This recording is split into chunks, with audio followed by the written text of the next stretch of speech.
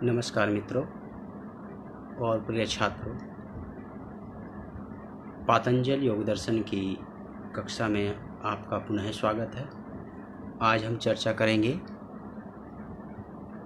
चित्त की अवधारणा पर। ये चित्त होता क्या है, क्योंकि पूरा का पूरा जो पातंजल योग दर्शन है वो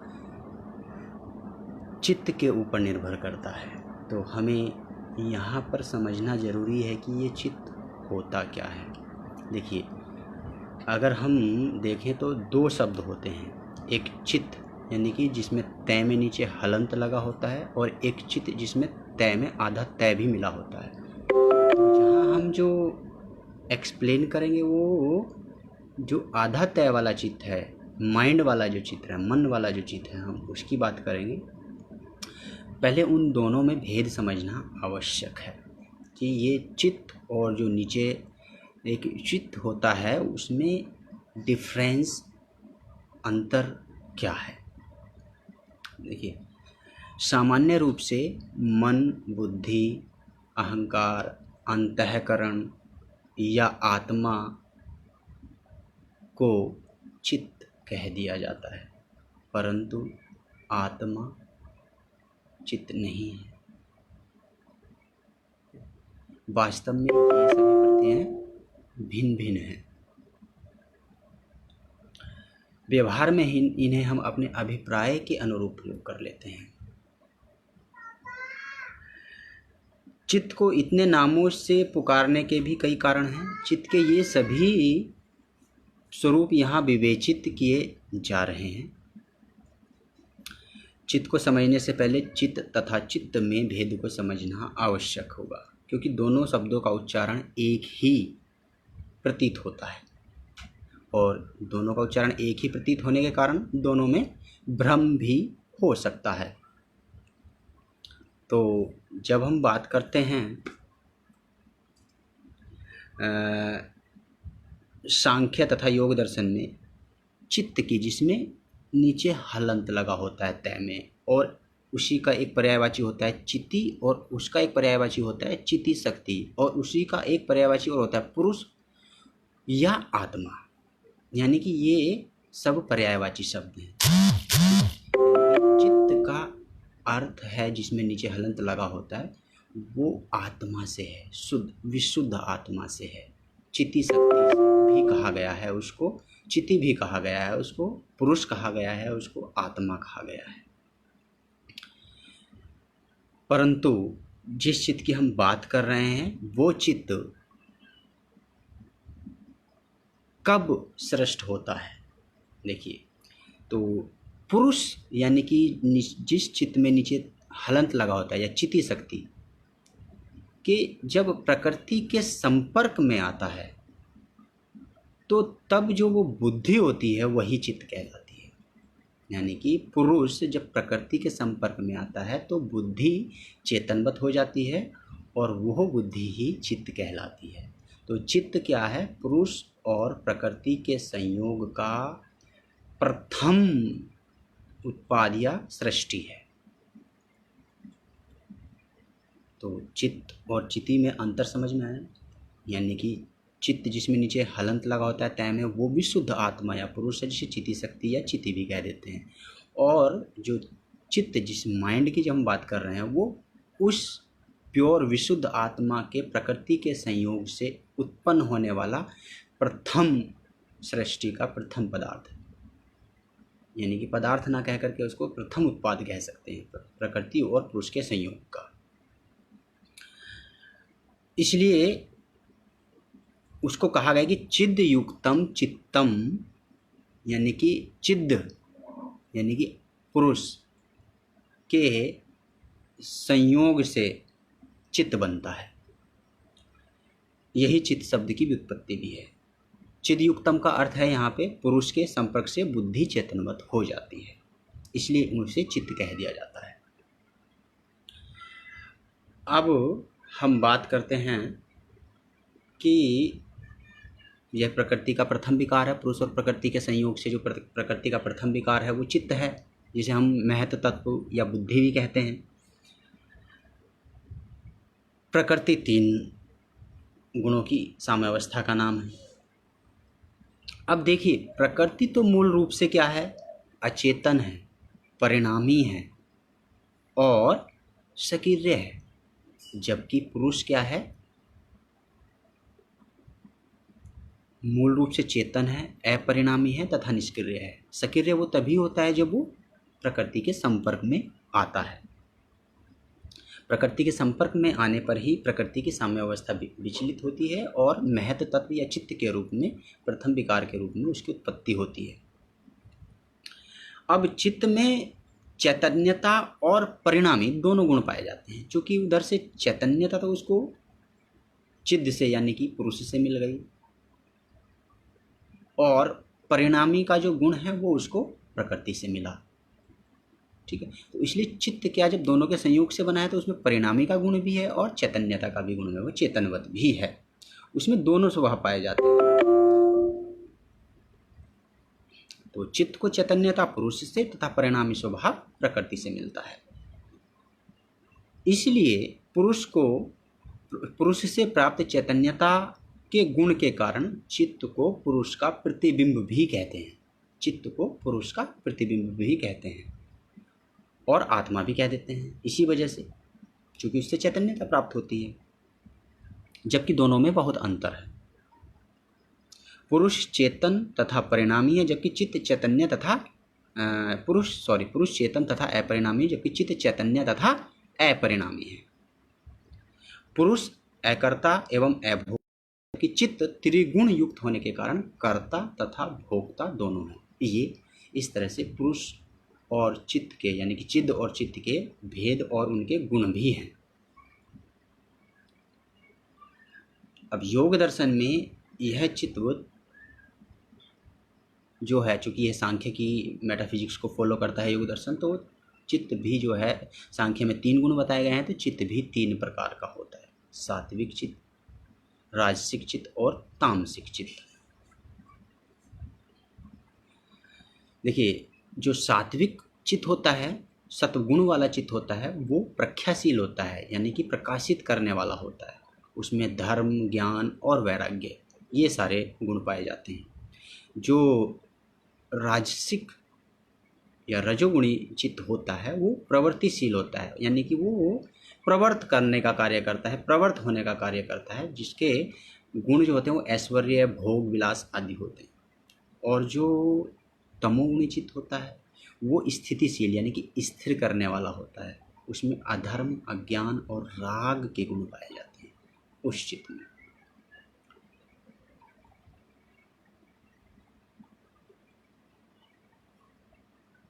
देखिए, एक और चित्त होता है, वैसे तो चित्त के अनेक भेद कर सकते हैं। जितनी बुद्धि की अवस्थाएं, जितनी माइंड की फैकल्टी होती हैं, वो सारी की सारी चित्त के अंतर्गत आ सकती हैं। लेकिन योग दर्शन में प्रसंख्यान, 7 प्रकार की सप्तधा प्रांत भूमि प्रज्ञा, ऋतंभरा प्रज्ञा, विवेक, ये सारे के सारे चित्त के विभिन्न अवस्थाएं हैं, जहाँ पर चित्त में विभिन्न प्रकार के गुण या विभिन्न प्रकार की प्रवृत्तियाँ पाई जाती हैं। ठीक है, अब हम इस बात पर और चर्चा कर लेते हैं कि चित्त जो प्रख्या रूप वाला तो होता ही है, सतगुणी जो चित्त होता है वो प्रकाशित करने वाला होता है विषयों को, इसलिए वो मार्गदर्शक होता है।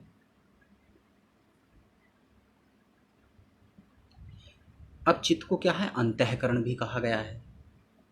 सांख्य दर्शन में अहंकार के कारण के रूप में बुद्धि, महत या चित्त का अनुमान किया जाता है, अर्थात उस अहंकार का ज्ञान अनुमान होता है। उसका ये आशय है कि जिस प्रकार अंतः और बाह्य इंद्रियों से अहंकार का अनुमान होता है, उसी प्रकार अहंकार से उसके कारण अंतःकरण या महत्व का ज्ञान होता है, और महत्व से उसके कारण प्रकृति का अनुमान होता है। देखिए, प्रत्येक जो पीछे का जो अनुमान है, वो अपने आगे वाले से कारण के रूप में होता है, यानी कि अगला वाला कार्य और पीछे वाला उसका कारण है। जैसे महत्व तत्व से प्रकृति, यानी कि उसके अपने कारण का अनुमान होता है, और महत्व तत्व का अनुमान, अपने कारण का अनुमान अहंकार से होता है, और अहंकार का अनुमान इंद्रियों से और मन से होता है। सब अपने अपने कारण में पीछे की तरफ जाते हैं। अब देखिए, जो सांख्य दर्शन में अंतःकरण शब्द का प्रयोग हुआ वो महत तत्व के लिए, चित्त के लिए या बुद्धि के लिए हुआ है। सांख्य दर्शन में जो करण जो माने गए हैं वो 13 माने गए हैं, जिसमें 5 ज्ञानेंद्रियाँ, 5 कर्मेंद्रियाँ तथा मन, बुद्धि और अहंकार आते हैं।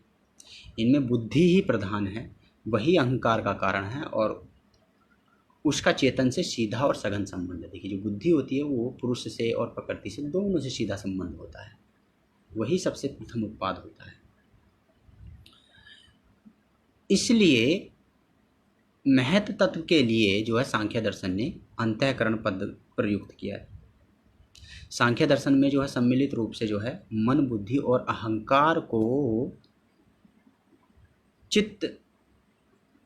मन, बुद्धि और अहंकार को अंतःकरण त्रय कहकर संबोधित किया गया है। अंतःकरण त्रय यानी कि मन, बुद्धि और अहंकार, ये 3 चीज अंतःकरण त्रय में आती है। वेदांत दर्शन में अंतःकरण के 4 भेद माने गए हैं। जैसे सांख्य दर्शन में अंतःकरण के 3 भेद हैं, मन, बुद्धि और अहंकार, उसमें 4 भेद हैं। मन, बुद्धि, अहंकार और चित्त, यानी कि उसमें चित्त को भी चौथा एक भाग मान लिया गया है। 4 भेद मान लिया गया है इसका। जिनके जो गुण हैं वो क्रमशः, जैसे मन, बुद्धि, अहंकार और चित्त के जो गुण हैं क्रमशः वो हैं संशय, निश्चय, गर्व और स्मृति। कार्य भेद से ये सब चित्त के ही नामकरण किए गए हैं। इसलिए अद्वैत वेदांत में जो है अंतःकरण चतुष्टय का प्रयोग किया जाता है, क्योंकि उसके 4 भेद अद्वैत वेदांत ने माने हैं। सांख्य दर्शन ने उसके 3 भेद माने, तो वो अंतःकरण त्रय का प्रयोग करता है।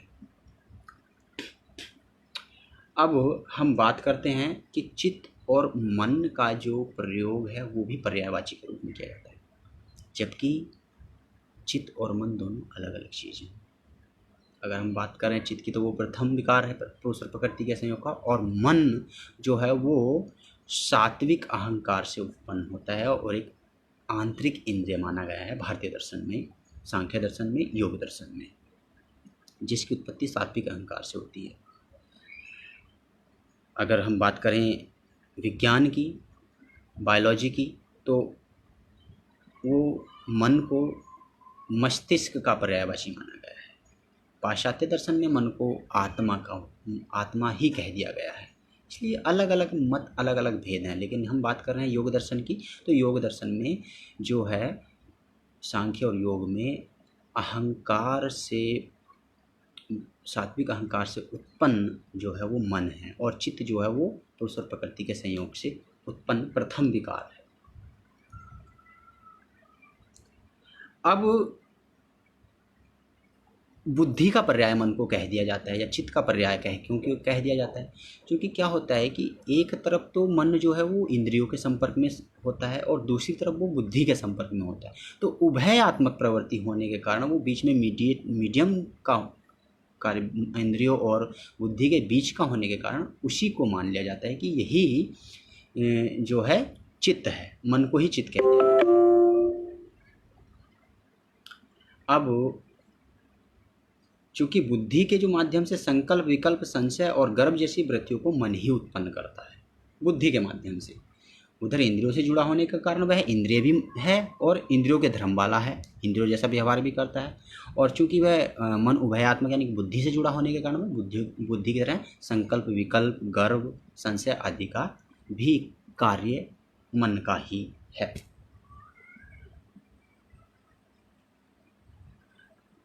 न्याय और वैशेषिक दर्शन में मन को आत्मा का सहायक इंद्रिय माना गया है।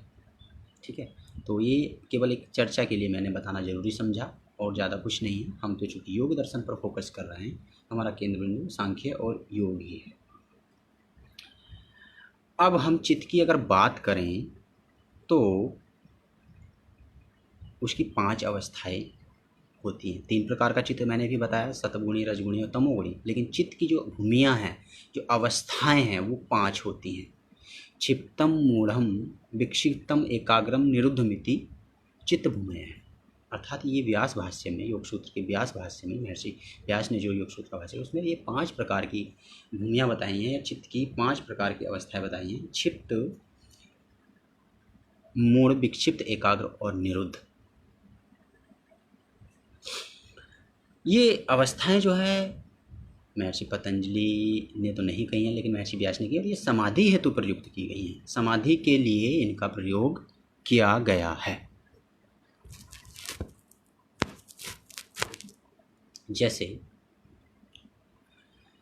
चित्त की जो प्रथम अवस्था है चित्त, जो सबसे निकृष्ट अवस्था कही गई है, यह तमोगुण प्रधान अवस्था है। यानी कि हमने कहा था ना कि चित्त में 3 ही गुण पाए जाते हैं, 3 प्रकार का गुण होने के कारण 3 प्रकार का होता है, लेकिन किस अवस्था में कौन से प्रभावी है, उस अवस्था का, उस भूमि का हम वर्णन कर रहे हैं। तो चित्त अवस्था तमोगुण प्रधान अवस्था है। इस अवस्था में व्यक्ति शारीरिक रूप से निष्क्रिय है, बिल्कुल तत्व के चिंतन के बिल्कुल भी उसका मस्तिष्क योग्य नहीं होता है, तत्व चिंतन ही नहीं करता है। वो हमेशा राग मोह में विषय आसक्त होता है, वशीभूत होता है। उसके अंदर जो अधर्म, प्रबल हिंसा, अज्ञान, ये सारे के सारे गुण पाए जाते हैं। हालांकि जब वो इतना विषय आसक्त होता है, इतनी प्रबल हिंसा उसके अंदर पाई जाती है, तो क्या होता है कि उसके कारण भी कभी कभी उसका चित्त समाधिस्थ हो सकता है। तो लेकिन क्या होता है कि तमोगुण के कारण और चूँकि निकृष्ट होने के कारण जो वो समाधि उस अवस्था में लगती है, वो विचलित हो जाती है, भंग हो जाती है, वो स्थायी नहीं होती है, अस्थायी होती है। कभी कभी क्या होता है कि जो बहुत ही राग युक्त या मोह व्यक्ति, आसक्त व्यक्ति होता है, वो भी क्या होता है कि समाधि जैसा फील करता है, समाधिस्थ हो जाता है, इतना लगाव हो जाता है उसको। तो इसलिए यहाँ भी समाधि हो सकती है। दूसरी अवस्था जो है वो है चित्त की मूढ़ अवस्था। ये भी तमोगुण प्रधान अवस्था है, परंतु इसमें क्या है, इस अवस्था में तमोगुण का प्रभाव क्षिप्त अवस्था की भांति कम होता है, इतनी प्रबलता नहीं होती।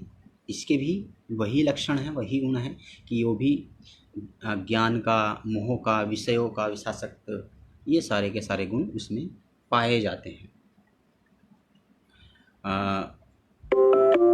जो क्षिप्त भूमि वाले व्यक्तियों से उनकी तीव्रता कम होती है मूढ़ अवस्था में। यहाँ पर व्यक्ति शारीरिक इच्छाओं को और स्वार्थपन को ज़्यादा महत्व देता है। अब हम बात करते हैं विक्षिप्त अवस्था की। विक्षिप्त अवस्था ये रजोगुण प्रधान अवस्था है, और रजोगुण क्या होता है कि वो प्रवृत्तिशील होता है, वो या तो तमोगुण के साथ अटैच होता है या सत्वगुण के साथ अटैच होता है। वो बीच में माध्यम का कार्य करता है, वो दोलायमान रहता है, या तो इधर या उधर। तो इसलिए ये रजोगुण होने के कारण इसमें व्यक्ति की जो अवस्था होती है वो कभी या तो धर्म की तरफ होती है, कभी वो पुण्य कर्म करने लगता है, कभी पाप कर्म का व्यवहार करने लगता है, कभी वो ज्ञानी होता है, कभी अज्ञान की बातें करने लगता है। तो इसमें भी क्या है कि विक्षिप्त श्रवण मनन और स्थिरता आदि के कारण यहाँ भी समाधि लग सकती है, लेकिन ये समाधि चूँकि चंचलता के कारण अस्थायी होती है, विचलित हो जाती है समाधि। अब हम बात करते हैं अगली अवस्था की, जिसे कहते हैं हम एकाग्र अवस्था, यानी कि जिसका अग्र एक हो, यानी कि हमारे जो ध्यान या हमारी एकाग्रता जहाँ पर होती है, जो हमारे मन में ध्यान में जब केवल एक ही विचार होता है, एक ही अग्र होता है, तब वहाँ एकाग्र अवस्था पाई जाती है, यह ध्यान की अवस्था होती है। इसमें व्यक्ति ध्यानस्थ हो जाता है, एकाग्र हो जाता है, और ये सत्वगुण प्रधान अवस्था है। इस अवस्था में मनुष्य के निर्णय विवेक बुद्धि द्वारा लिए जाते हैं। वह उचित और अनुचित, सही और गलत, सत्य और सत्य का भेद भली भांति कर सकता है। इसमें जो है ना, जिस भी वृत्ति में चित्त संलग्न हो जाता है वहाँ पर वो उसका प्रवाह बना रहता है, कंटिन्यूअस, वो उसी में प्रवाहित हो जाता है, इसीलिए इसको एकाग्र कहा गया है। इस अवस्था में जो समाधि लगती है वो टूटती नहीं है और आगे असंप्रज्ञात समाधि तक वो बनी रहती है। तो एकाग्र अवस्था की समाधि असंप्रज्ञात समाधि तक बनी रहती है। आगे जो 5th अवस्था है चित्त की, वो है निरुद्ध अवस्था। यह है त्रिगुणातीत अवस्था है। इसमें ना तो सत होता है, ना रज्म होता है, ना तम होता है। त्रिगुणातीत अवस्था, असंप्रज्ञात समाधि के बाद जो कैवल्य की अवस्था होती है उसको हम निरुद्ध अवस्था कहते हैं। हालांकि वहाँ पर चित्त की प्रेजेंस होती है निरुद्ध अवस्था, चूँकि जब इसकी एक अवस्था बताई गई है तो यह चित्त की एक अवस्था है निरुद्ध अवस्था, लेकिन यहाँ के केवल और केवल संस्कार मात्र शेष रह जाते हैं, निरोध क्षण के संस्कार रह जाते हैं। वहाँ पर भी चित्त बना रहता है। जब तक चित्त का प्रलय नहीं होगा प्रकृति में, तब तक चित्त बना रहेगा। और चूँकि असंप्रज्ञात समाधि चित्त में ही लगती है और निरुद्ध चित्त में लगती है। जैसे ही एकाग्र अवस्था से होते हुए हम निरुद्ध में पहुँचते हैं तो संप्रज्ञात से असंप्रज्ञात में पहुँच जाते हैं। यह पूर्ण कैवल्य की अवस्था है। विशुद्ध इस अवस्था में व्यक्ति, निरुद्ध अवस्था के बाद जो व्यक्ति चित्त का भी जब प्रलय हो जाता है, व्यक्ति शुद्ध अपनी आत्मा में, विशुद्ध आत्मा में स्थित हो जाता है, जिसको हम कैवल्य या मोक्ष कह सकते हैं। आगे व्यक्ति अगर शरीर में रहता है, शरीर नहीं छोड़ता है, तो कैवल्य होने के बाद तो वो व्यक्ति फिर उसमें उसका वर्णन किया गया कि वो निर्माण चित्त का उसमें वर्णन किया गया है कैवल्य पाद में, योग सूत्र के। वहाँ पर वो उसके अहंकार यानी अस्मिता से उत्पन्न होता है, वो उसकी इच्छा से उत्पन्न होता है, जो बंधन का कारण नहीं होता है, उसको निर्माण चित्त कहते हैं। तो मित्रों, ये था आज का चित्त का स्वरूप, चित्त की परिभाषा, चित्त की अवधारणा, चित्त की भूमिया, चित्त की अवस्थाएं, चित्त के प्रकार। इससे संबंधित आपके जो भी प्रश्न हो, आप कमेंट बॉक्स में या व्हाट्सएप से मैसेज करके या फ़ोन कॉल से अपने प्रश्नों का समाधान आप पा सकते हैं। कोरोना का संक्रमण बढ़ता ही जा रहा है, इसलिए सोशल डिस्टेंसिंग का पालन कीजिए। Stay home, stay safe. नमस्कार, धन्यवाद।